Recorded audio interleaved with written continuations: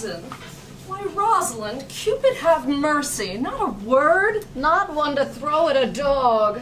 Come, come, wrestle with thy affections. They take the part of a better wrestler than myself. Oh, a good wish upon you. Is it possible, on such a sudden, you should fall into so strong a liking with old Sir Rowland's youngest son? Let me love him for that. And do you love him too? Look, here comes the Duke. With his eyes full of anger. Mistress, dispatch you with your safest haste and get you from our court. Me, uncle? You cousin, within these 10 days, if that thou beest found so near our public courts as 20 miles, thou diest for it. I beseech your grace, let me the knowledge of my fault bear with me. Thou art thy father's daughter, there's enough. So was I when your highness took his dukedom. So was I when your highness banished him. Treason is not inherited, my lord. Dear sovereign, hear me speak. She is too subtle for thee, and her smoothness, her very silence and her patience speak to the people, and they pity her. Thou art a fool. She robs thee of thy name. Firm and irrevocable is my doom which I have passed upon her. She is banished. Pronounce that sentence then on me, my liege. I cannot live out of her company. You are a fool. You needs provide yourself. If you outstay the time, upon mine honor, and in the greatness of my word, you die. Oh, my poor Rosalind, whither wilt thou go? Wilt thou change fathers? I will give thee mine. I charge thee, be not thou more grieved than I am. I have more cause. Thou hast not, cousin. Prithee be cheerful. Knowest thou not the Duke hath banished me, his daughter? That he hath not. No, hath not? Rosalind lacks then the love that teacheth thee that thou and I am one. Say what thou canst. I'll go along with thee. Why, whither shall we go? To seek my uncle in the forest of Arden. Alas, what danger will it be to us, maids as we are, to travel forth so far? Beauty provoketh thieves sooner than gold.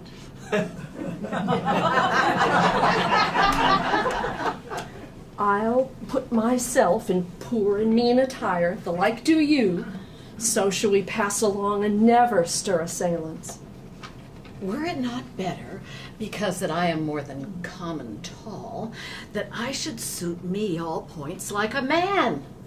And in my heart lie there whatever hidden woman's fear there will. We'll have a swashing and a martial outside, like many other mannish cowards have, who do outface it with their semblances. And what shall I call thee when thou art a man? I'll have no worse a name than Jove's own page. And now look, therefore, you call me Ganymede. Well, what will you be called? Something that hath a reference to my state. No longer Celia, but Aliena. Oh. But cousin, what if we essayed to steal the clownish fool out of your father's court? Would he not be a comfort to our travels? He'll go along o'er the wide world with me. Leave me alone to woo him. Let's away and get our jewels and our wealth together. Now, go we in content to liberty and not to banishment.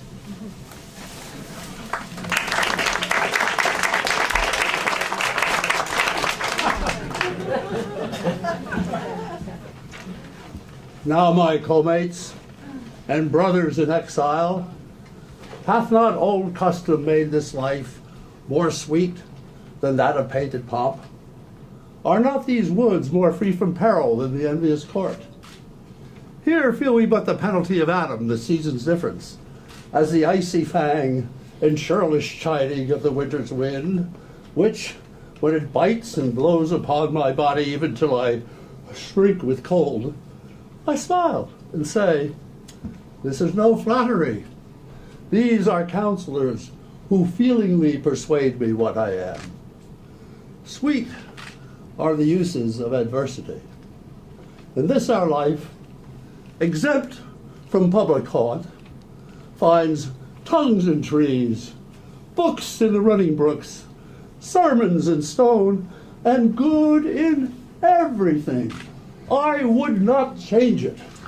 Happy is your grace that can translate the stubbornness of fortune into so quiet and so sweet a style. Come, shall we go and kill us medicine? And yet it irks me, the poor dappled fools, being native burghers of this desert city, should in their own confines with forked heads have their round haunches gored.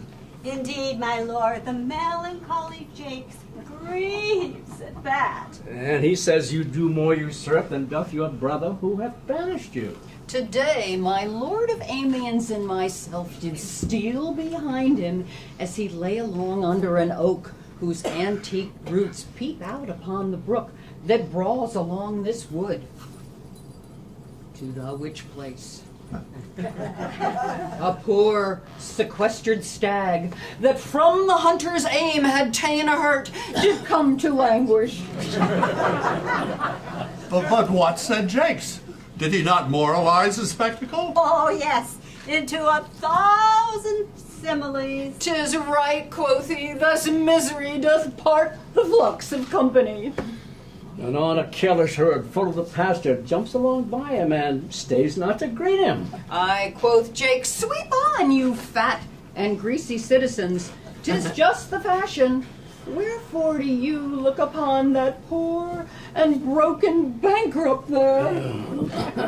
Thus, most invectively he doth pierce through country, city, court. Yea, and of this our lives, swearing that we are mere usurpers, tyrants, and what's worse, to fright the animals and to kill them up in their assigned and native dwelling places? Show me the place.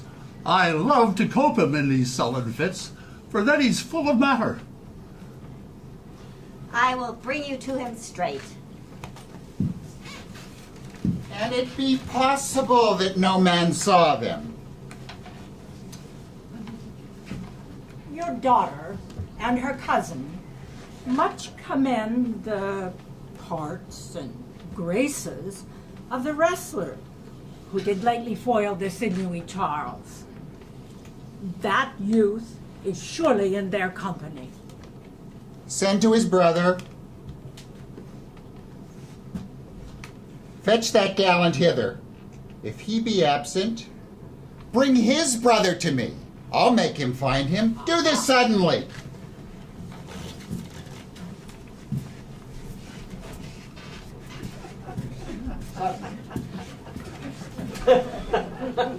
Who's there?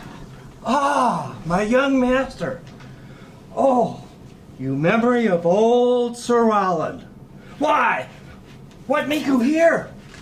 Oh, what a world is this? Why, what's the matter? Oh, unhappy youth, your brother hath heard your praises, and this night he means to burn the lodging where you used to lie, and you within it. Why, whither, Adam, wouldst thou have me go? No matter whither, so you come not here. I have 500 crowns. Here's the gold, and all this I give to you. Let me be your servant. Though I look old, yet I am strong and lusty. Oh, good old man, how well in thee appears the constant service of the antique world. But, poor old man, thou prunest a rotten tree that cannot so much as a blossom yield. But, come thy ways, we'll go along together. Go on, master, and I will follow thee to the last gasp with truth and loyalty. Oh, Jupiter, how weary are my spirits! Oh! I care not for my spirits and my legs. Weary. I pray you bear bear with me. I cannot go no further. Well, this is the Forest of Arden. Now am I in Arden? More fool I. When I was at home, I was in a better place. But travelers must be content. Aye, be so good, Touchstone. But look, who comes here? A young man in an old and solemn talk. That is the way to make her scorn you still. Oh, Corin, that thou knewest how much I do love her. I partly guess, for I have loved ere now. No, Corin. Being all thou canst not guess. Though in thy youth thou wast as true a lover, how many actions most ridiculous hast thou been drawn to by thy fantasy? Into 1,000 that I have forgotten. Oh, Phoebe.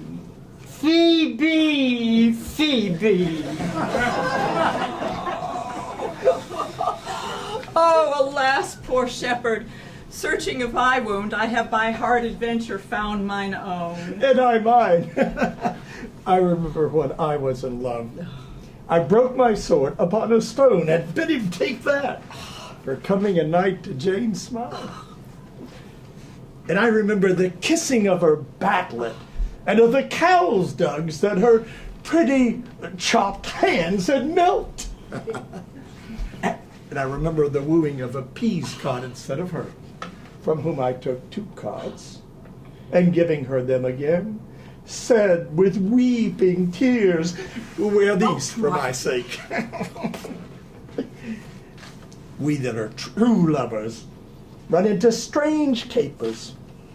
But as all is mortal in nature, so is all nature in love, mortal in folly. Thou speakest wiser than thou knowest. I pray you, one of you, question yond man if he for gold will give us any food. I faint almost to death. Hola, you clown! Peace, fool, he's not thy kinsman. Who calls? Your betters, sir. Else are they very wretched. I prithee, if that love or gold can in this wretched place buy entertainment, take us to where we can rest ourselves and feed. I am shepherd to another man, and do not shear the fleeces that I graze. Besides, his coat, his flocks, and bounds of feed are now on sale, and at our sheepcote now there is nothing that you will feed on. But what is, come see, and in my voice most welcome shall you be. I prithee, if it stand with honesty, buy thou the cottage, the pasture, and the flock, and you shall have of us to pay for it. Assuredly the thing is to be sold. Go with me. If you like, upon report, the soil, the profit, and this kind of life, I will your very faithful feeder be, and buy it with your gold right suddenly. Wonderful. Come, sister, let us go. Oh.